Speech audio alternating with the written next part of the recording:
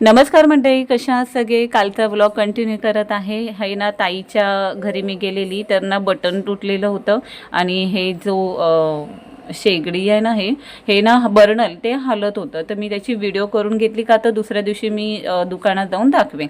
तर आज गुरुवार होता. वरण भात भाजी आणि पापड चपाती हे सगळं मी केलेलं होतं आणि आराम झाला. दुसऱ्या दिवशी सकाळी दोन्ही पोरं झोपलेली होती आणि मस्तपैकी देवपूजा झालेली आहे. म्हणजे आंघोळ करून देवपूजा करून घेतली आणि पहिला ना मी चहा पिते उठल्या त्याशिवाय मला एनर्जी येत नाही. तर इथे ना चहा पोहे खाण्याची मज्जाच वेगळी असते. कोणाकोणाला चहामध्ये पोहे आवडतात ना, हे कमेंट्समध्ये नक्की सांगा. आणि मी ना पोहे छान असे भिजवले आणि मग खाल्ले गरम गरम चहामध्ये. असं ना अमोललाही आवडतं आणि आता ना अन्वीलाही आवडतात. आणि हे पोहे ना गावावरून आणलेले आहेत. आई दळतात ना, तर साधारण 1-1.5 किलो ना ते देतात. मग तेच आम्ही स्टोरेज करून ठेवले. जेवढं होईल तेवढे आम्ही खातो. दोन्ही मुलं झोपलेली होती. हे बघा 9 वाजलेले आहेत आणि 10:30 ते 12चा टायमिंग आहे. पण लवकर का निघणार आहे माहीत आहे? कारण ना आज माहीचं DD देऊन ना ॲडमिशन कन्फर्म करून घ्यायचं आहे. मला असं वाटलं की 10:15 10:30पर्यंत निघालो की आपल्याला ऑटो सहज मिळेल. कारण ना सकाळच्या टायमाला कळव्यातून कधीच ऑटो मिळत नाही. पण बॅड लक एवढं होतं की नाही मिळालं. शेवटी मला चालतच जावं लागलं. पण चालत मी कळवा नाक्यापर्यंतच जाणार होती आणि आतल्या साईडने गेली. का माहिती आहे? कारण ना सध्या माझ्या ज्या व्हिडिओ तुम्ही आधीपासून बघितला असाल ना शाळेच्या वगैरे, त्याच्यामध्ये तुम्ही पहा ट्रॅफिक भरपूर असते. कळव्यामध्ये खूप ट्रॅफिक असते. तर इथून ना मी आतल्या साईडनी आतल्या गल्लीतून गेली आणि डायरेक्ट कळवा नाक्यावर बाहेर पडतो ना, मी तिथे बाहेर पडून डायरेक्ट मी शेअर ऑटो कळवा नाक्यावरून बुधाजीनगर करणार. हे बघा ट्रॅफिक दाखवते मी तुम्हाला. खूप ट्रॅफिक होती आणि एवढी लाईन असते ना ऑटोला.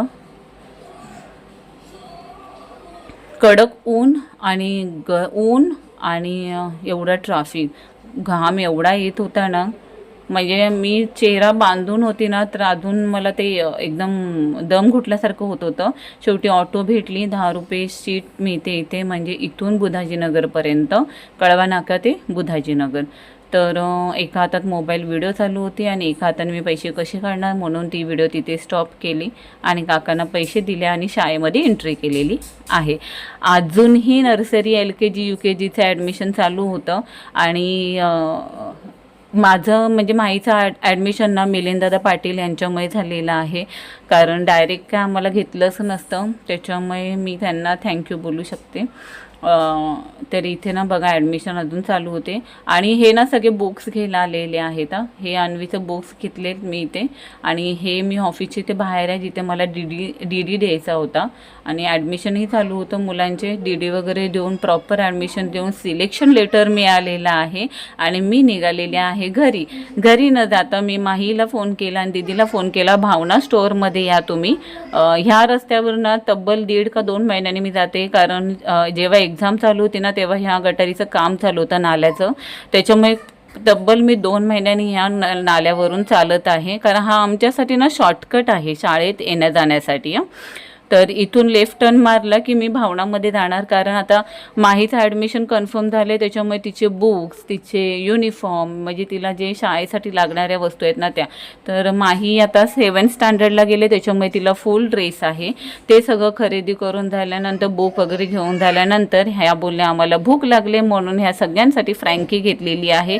आणि घरी येऊन अन्वीचे बुक्स पहिले मी चेक केले. कारण मी ते केले नव्हते तर आधी चेक करून घेतलेले आहे. तर चला बाय, टेक केअर, काळजी घ्या सगळ्यांनी. व्हिडिओ कशी वाटली हे कमेंट्समध्ये नक्की सांगा. Bye bye.